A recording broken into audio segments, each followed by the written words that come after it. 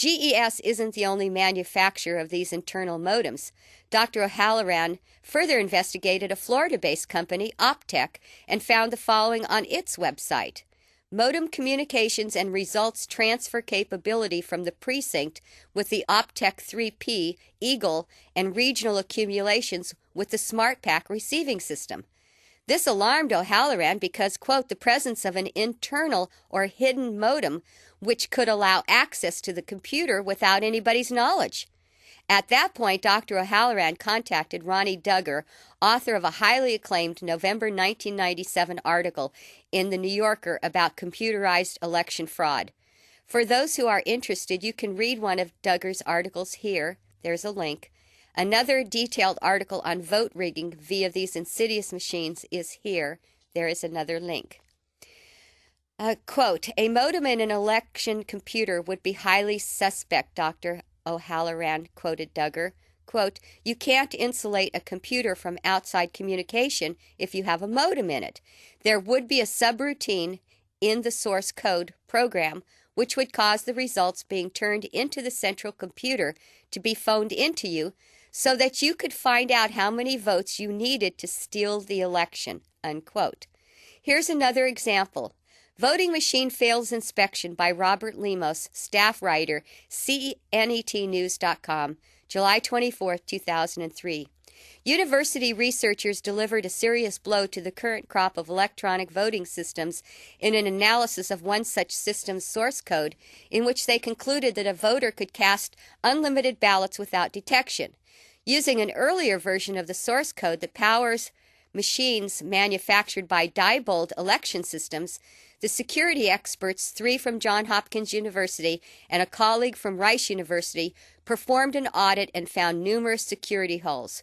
Quote, our analysis shows that this voting system is far below even the most minimal security standards applicable in other contexts, said the researchers in a paper published Wednesday, concluding that, quote, as a society, we must carefully consider the risks inherent in electronic voting as it places our very republic at risk, unquote. The criticisms echo a fundamental issue that many security researchers have raised with most current systems. There is no way to verify that a vote was correctly recorded and no permanent record is kept. And for the full article, I provided a link. For those who jump into a state of denial that this couldn't possibly happen in America, it has and it will on Election Day. As long as we the people have no access to the internal workings of those machines, we will never know what is being fed into them via software programming and those internal modems. Get rid of all electronic machines, period, and stop the fraud. While the parties are busy bickering and fighting about the ballots and registrations, the real fraud will occur during the voting process, regardless of what company manufactured the machine. Electronic ballot machine voting is the most secret process you've ever seen, and it reeks of fraud. High stakes means controlling the vote. Americans are woefully uninformed about the bigger picture, a subject I have been writing about for more than a decade. Here's the bottom line for vote fraud. Control the vote, you control who gets elected into positions of power. These elected officials will then work to fulfill the agenda of the international banking cartel that owns the White House, Congress, and the 2 mainstream political parties. If they don't, they lose their next election. That is how the game is played, and if you play the game, it will play you. After the pretend elections in 2000, the duplicitous in Congress got busy looking indignant, outraged, and set forth to appropriate tens of millions of dollars to provide a dangerous uniform voting system in America using what else? Electronic voting machines. The feds cannot force the states to use those machines.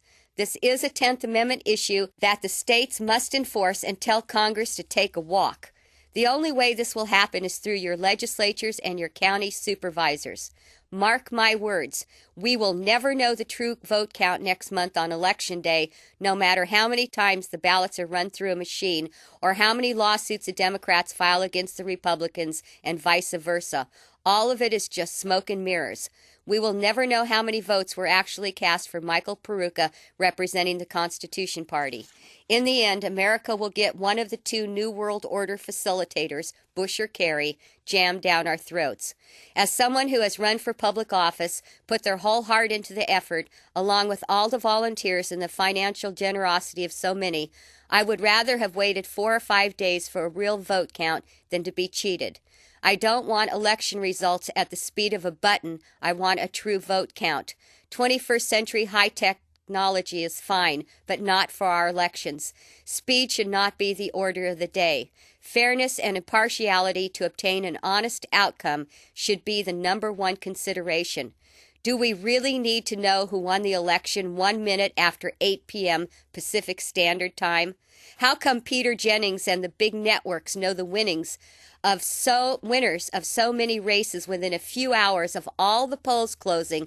165,000 precincts, with only 2% of the precincts, quote, reporting, unquote. How is it that USA Today can report on July 25th, 2004, that Bush is going to win by so many electoral college votes months before the election? The electors don't cast their electoral college votes until the second week in December. How do these state polls or strategists seem to know the exact outcome long before the election? We always hear on election night that so-and-so won X number of electoral college votes with only a few percentage points of precincts reporting. How is this possible? Exit polls? Now there's another hoax. There's less than 2,000 exit polls workers covering 165,000 precincts. Quite impossible. What can be done? A must is to get rid of the insidious motor voter law of 1993. All states of the Union must purge their voting rolls and start over from scratch. There is a 2-year period between elections. That's more than enough time for anyone who has a real desire to vote to obtain a certified birth certificate and personally get down to the county recorder's office to register.